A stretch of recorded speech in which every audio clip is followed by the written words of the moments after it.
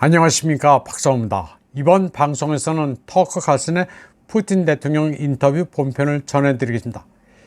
인터뷰는 2시간 6분 동안 진행되고 푸틴 대통령은 약 60개의 질문에 답했습니다. 푸틴 대통령은 러시아는 누구도 공격하지 않고 러시아 자신과 국민, 미래를 방어한다고 말했습니다. 그는 우크라이나 분쟁이 마이단 쿠데타와 돈바스의 적대 행위 때문에 시작됐다고 밝혔습니다.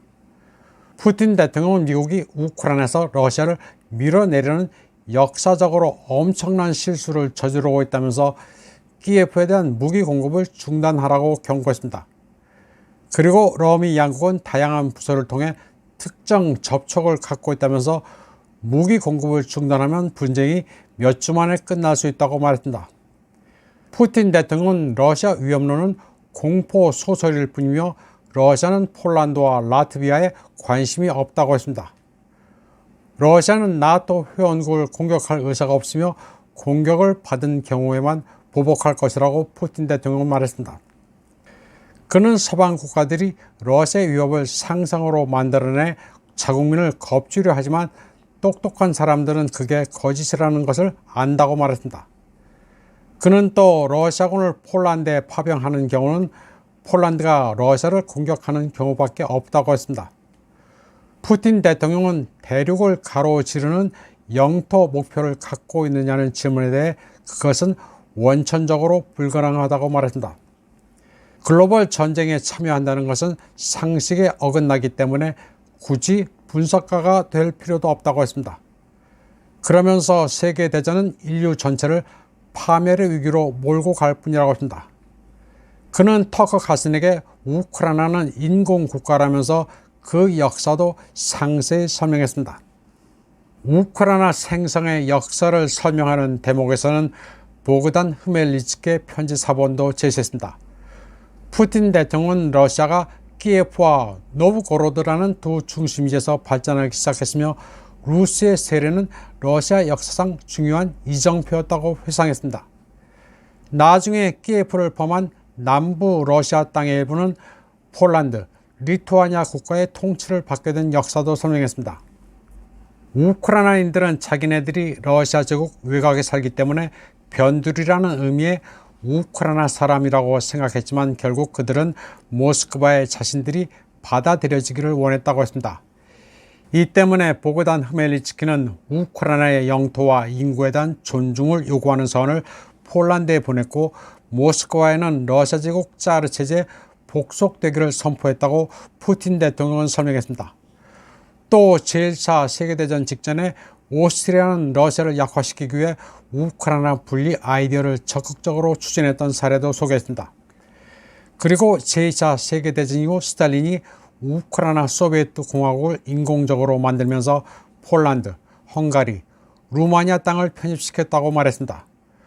또 흑해 지역을 포함해 우크라이나는 스탈린 덕분에 아무런 연고도 없는 땅을 얻었다고도 했습니다. 푸틴 대통령은 그러면서 역사적 영토를 빼앗긴 나라들이 반환에 대해 논의할 권리가 있다고 했습니다. 그러나 빅토르 오르반 헝가리 총리와 이 문제를 두고 논의한 적은 없다고 말했습니다. 다만 1980년대 트란스카르파티아를 여행할 때 헝가리계 소수민족들이 모국어와 문화 전반을 얼마나 소중하게 여기는지를 보고 놀랐었다고 말했습니다. 블라디미르 푸틴 대통령은 미국이 2022년 노르트 스트림 가스 파이프라인의 폭발을 조율하려는 분명한 동기와 그렇게 할 수 있는 수단을 갖고 있다고 말했습니다. 그러면서 이는 CIA에 알리바이가 없다고 했습니다. 그는 자세히 말하지는 않겠지만 사보타지로 이익을 보는 자가 범인이라고 말했습니다. 푸틴 대통령은 아무나 발대 해제에 접근해 폭발을 일으킬 수는 없다면서 독일의 침묵에 놀랐다고 말했습니다. 그는 나토의 지속적인 동진과 키예프에 대한 지원을 현재 우크라이나 분쟁의 근본 원인 중 하나로 반복해서 언급했습니다. 또 푸틴 대통령은 2000년 당시 자신이 러시아의 나토 가입을 빌 클린턴에게 제안한 에피소드도 회상했습니다. 푸틴은 빌 클린턴에게 러시아의 나토 가입이 어떤지 물었고 클린턴은 흥미롭기는 하지만 지금은 불가능하다는 반응을 보였습니다. 푸틴 대통령은 만약 클린턴이 자신의 제안에 동의했었다면 러시아와 미국의 화해가 시작됐을 것이라고 말했습니다. 그는 러시아 지도부가 소련이 더 이상 존재하지 않기 때문에 더 이상 이념적 구분선이 없는 것으로 여겼다고 말했습니다.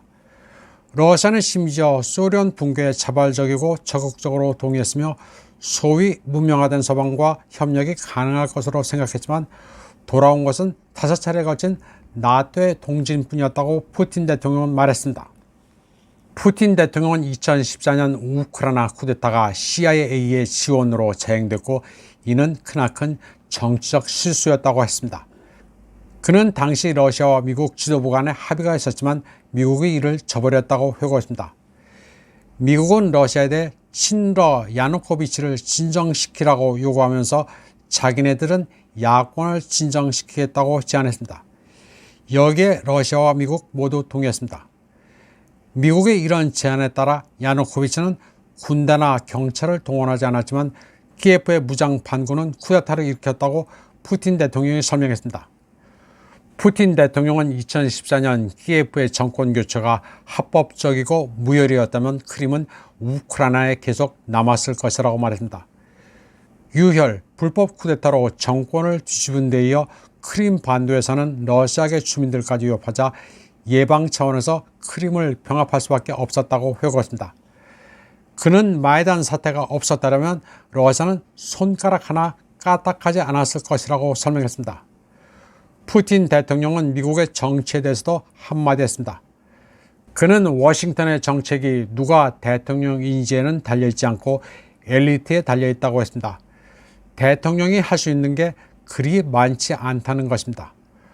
또 미국은 지금 무력으로 변화하는 세계에 적응하려 하지만 그 도구는 더 이상 작동하지 않는다고 말했습니다. 그러면서 우크라이나 사태가 어떻게 끝나든 세상은 바뀐다고 했습니다.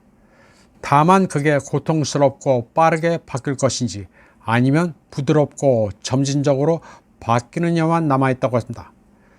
푸틴 대통령은 또 서구가 러시아보다는 중국을 더 두려워한다고 했습니다. 그는 중국의 인구가 15억 명이며 경제도 비약적으로 발전하고 있다고 말했습니다.